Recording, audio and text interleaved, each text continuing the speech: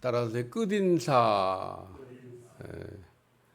요한이서가 짧기는 하지만 짧아도 편지입니다. 짧아도 편지라서 인사말도 있고 맺는 말도 있고 본론도 있고, 그러니까 뭐 서론, 본론, 결론, 그래서 그 편지의 형식을 다 갖추고 있는, 그래서 1장 1절서부터 3절까지는 인사말, 12절부터 13절은 맺는 말. 뭐 짧은 편지에 뭔 이렇게 또 형식을 갖춰서 인사말도 있고 맺는 말도 있고. 근데 뭐 당시에 편지 쓰는 그 방식이니까 뭐 이게 뭐 좋다 나쁘다 뭐 논할 내용은 없습니다. 형식이라고 하는 거는 뭐 때로는 좀 우리가 좀 뭐 형식 그러지만, 그 선물을 우리가 줄 때에도 그 포장을 잘해서 주는 거하고 그냥 주는 거하고 뭐 그냥 주는 건데, 뭐 우리가 선물을 왜 포장을 잘해요? 포장을 잘한 이유는 그 주고받는 사람의 마음을 그렇게 나누는 거죠. 똑같이 편지도 인사말도 필요하고 맺는 말도 필요하고 본론도 필요하고, 그래서 요한 2서는 그 요한 1서를 이렇게 요약해서 한 번 더 쓴 것도 같다. 그러면 편지를 받는 대상이 같은가? 다른 겁니다. 편지를 받는 대상은 다르고, 똑같은 사람한테 어떤 사람 한 번은 길게 한 번은 짧게 쓴 건 아니죠. 근데 요한 1서를 이렇게 길게 쓴 거나 요한 2서를 짧게 쓴 거나, 뭐 설교를 뭐 길게 하거나 설교를 짧게 하거나, 어떤 게 더 어려울까? 설교 짧게 하는 게 어려워요. 설교를 한 2시간쯤 하라 그러면 그게 훨씬 더 쉬워요. 한 3시간쯤 하라면 더 쉬워. 한 4시간쯤 하라면 더 쉬워. 왜 설교를 길게 하는 게 쉽냐? 편안하게 얘기하면 되니까. 근데 짧게 얘기하려고 그러면 그 짧은 시간에 할 얘기를 다 해야 되는데, 할 얘기는 많고 또 그걸 다 전달은 해야 되겠고 쉽지가 않아요. 그러니까 요한 이서를 이렇게 쓰면서 짧지만 그 예수님과의 사귐도 중요하고, 또 이단들을 이렇게 잘 경계해야 되고, 또 예수님의 사랑도 알아야 되고 승리해야 되겠다. 뭐 이런 요한 1서의 내용을 이렇게 짧지만 이속을 잘 이렇게 읽어보면 그런 내용들이 다 들어 있습니다. 그래서 본론에서 그런 내용을 이렇게 다 다뤘고, 여기 보세요. 내가 너에게 쓸 것이 많으나. 길게 쓸 수 있다 그런 얘기입니다. 근데 그 짧게 썼지만 짧게 써도 그래도 할 얘기는 다 했다. 그리고 오늘 요한이 맺는 말을 하면서 3가지 얘기를 했어요. 첫째는 보고 싶다. 이 편지를 내가 보내지만은 이렇게 편지를 쓰는 것보다는 직접 가서 내가 보고 그리고 이게 대화를 나눴으면 좋겠다. 사람과 사람 사이에도 여러분 대화를 할 때 전화로 해야 될 내용이 있고 직접 보고 얘기해야 될 내용이 있어요. 그래서 그냥 전화로 얘기하세요. 아닙니다. 가서 얘기하겠습니다. 그냥 얘기하세요. 가서 얘기하겠습니다. 그래서 꼭 사람을 보고 얘기하겠다고 여러분이 그런 일을 뭐 해봤을 겁니다. 그냥 전화로 얘기해도 돼요. 그냥 뭐 꼭 굳이 뭐 봐야 돼요. 뭐 괜찮아요. 막 이래도 아닙니다. 제가 꼭 가서 찾아뵙고 꼭 얘기하게. 지금 내용이 그거하고 비슷한 내용. 쓸 것은 많으나 종이나 목으로 쓰기를 원하지 아니하고 오히려 너에게 가서 대면하여 말하려 한다. 그래서 보고 얘기했으면 좋겠다. 그런데 이 구절을 우리가 잘 이해하려면 요한이 어떤 사람이었던가를 이해하셔야 됩니다. 오늘 부른 찬송가도 그래서 찬송가를 그냥 뭐 아무거나 골라갖고 부른 게 아니에요. 설교하기 전에 찬송가 찾는 일도 간단치가 않습니다. 딱 맞는 찬송가를 찾아야 되는데, 오늘 본문하고 오늘 찬송가는 딱 맞는 찬송가예요. 그러니까 여러분이 찬송가를 잘 부르셨으면 오늘 본문의 내용도 사랑을 받은 자만 사랑을 압니다. 우리가 사랑을 받아보지 않은 사람은 사랑을 몰라요. 사랑이 뭐 이론입니까? 근데 예수님의 사랑을 가장 많이 받았던 사람이 누구냐? 그게 요한입니다. 다른 제자들은, 다른 제자들도 물론 사랑 받았죠. 근데 다른 제자들 사랑을 받았는데 특별히 사랑을 받은 제자 요한입니다. 그러니까 요한은 사랑을 많이 받았어. 얼마나 사랑을 많이 받았냐? 내가 이제 곧 죽게 될 건데 내가 더 이상은 내 어머니를 이제 모실 수가 없고 네가 내 어머니를 좀 맡아서 이렇게 모셨으면 좋겠다. 아무한테나 부탁할 수 있는 일이 아닌 겁니다. 그리고 요한이 이렇게 어머니를 맡으면 잘할 것 같아서 맡긴 거지. 맡겼는데 제 마음이 불안하다. 잘 할는지 모르겠네. 이러면 안 맡겼을 겁니다. 예수님의 제자 가운데 예수님의 어머니를 이렇게 자기를 육신적으로 낳아준 어머니를 맡았던 제자가 요한입니다. 요한은 그래서 최장수였어요.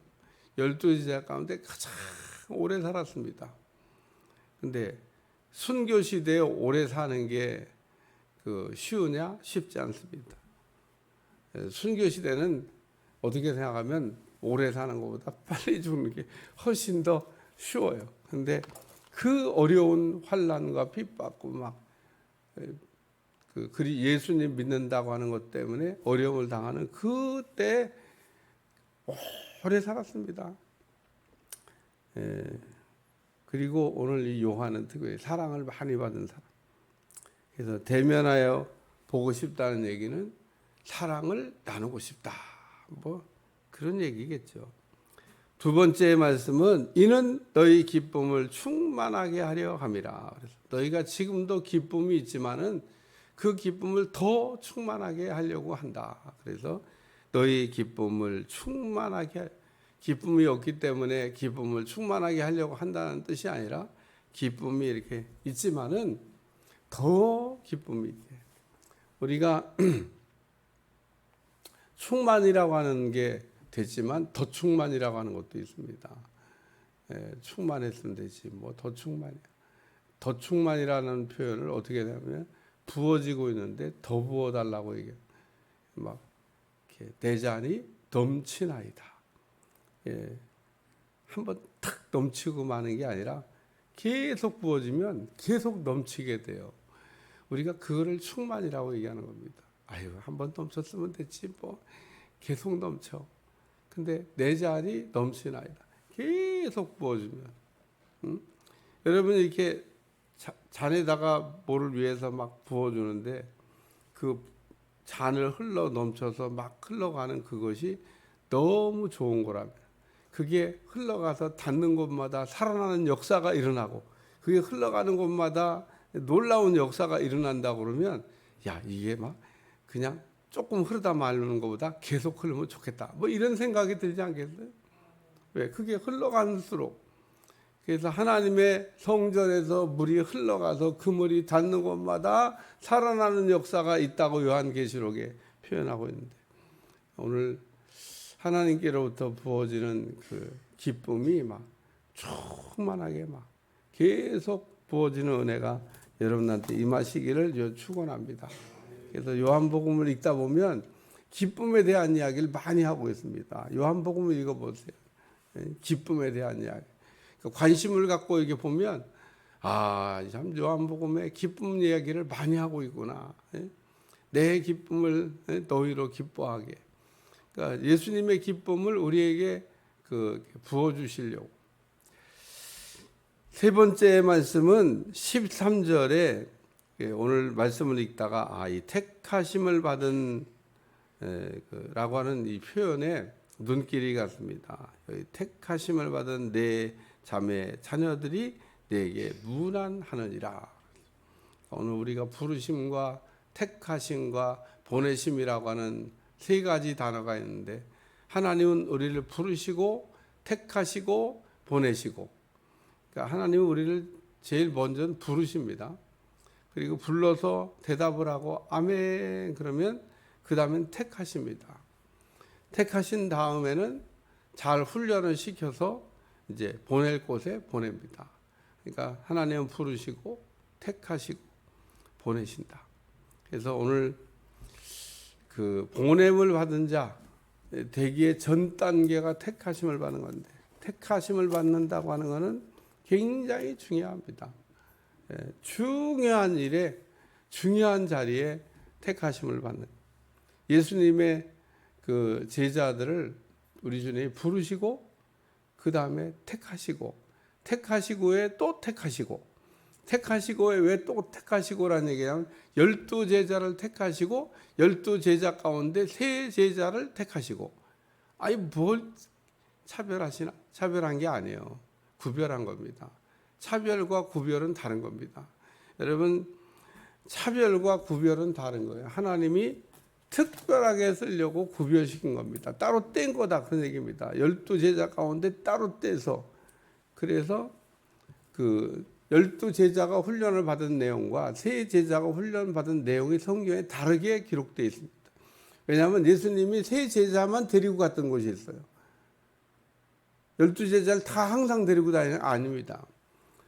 변화산에 올라갈 때도 제자들을 보고 너희는 여기서 기다려. 그러고 그 3제자만 데리고 갔습니다. 겟세마네 동산에 기도하러 가실 때도 12제자하고 분명히 같이 가셨어요. 감람산을 향해서 같이 가다가 야 니들은 여기 그냥 뭐 기도하라는 얘기도 안 하셨어요. 니들은 여기 머물러 있어. 그냥 여기 있으라고 얘기한 거지. 너희들은 여기서 기도하고 너희는 여기서 기도. 이렇게 얘기한 게 아닙니다. 겟세마네 동산에 올라가는 마태복음 26장을 읽어보시면 뭐 예수님이 그냥 12제자 가다가 니들은 여기 머물러 있어라 그러고 얘기하시지. 니들은 여기서 기도하는 거야? 그러고 얘기한 게 아닙니다. 특별하게 해야 될 일을 지정하지 않았어요. 그런데 3제자는 가면서 예수님이 자기의 고민도 얘기하고 그 마음속 깊은 곳에 있는 것도 얘기하고 그리고 또 너희들은 나하고 함께 기도해야 된다. 그러고 얘기도 했습니다. 제자들이 그거 예수님이 부탁하신 일에 실패했지만 그래도 예수님은 훈련시킨 거예요. 제자들이 실패한 거지 예수님의 훈련 계획은 잘 기도로 준비해서 잘 앞으로 오는 그 어려움을 감당할 수 있도록. 우리 주님은 십자가를 능히 지는 어려움을 감당했지만 3제자가 막 삐걱삐걱 하는 건 왜냐? 꼭 감당을 못해서. 오늘 우리가 택하심을 받았을 때는 이렇게 그 필요한 곳에 쓰기 위해서 필요한 택하심을 하는데 그 자리에 하나님. 그래서 오늘 여기도 보니까 택하심을 받은 내 자매 자녀들이 내게 문안하느니라. 누가 택함을 받았다고 얘기하는지도 중요합니다.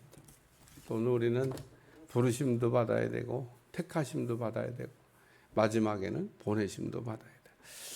기도하겠습니다. 하나님, 오늘도 귀한 말씀으로 요한 2서를 마감하게 하신 것을 감사드리며 늘 주님의 말씀을 들을 때마다 깨닫게 도와주시고 하나님 앞에 참으로 온전히 영광을 돌리게 하여 주옵소서. 예수님의 이름으로 간절히 기도하옵나이다. 아멘.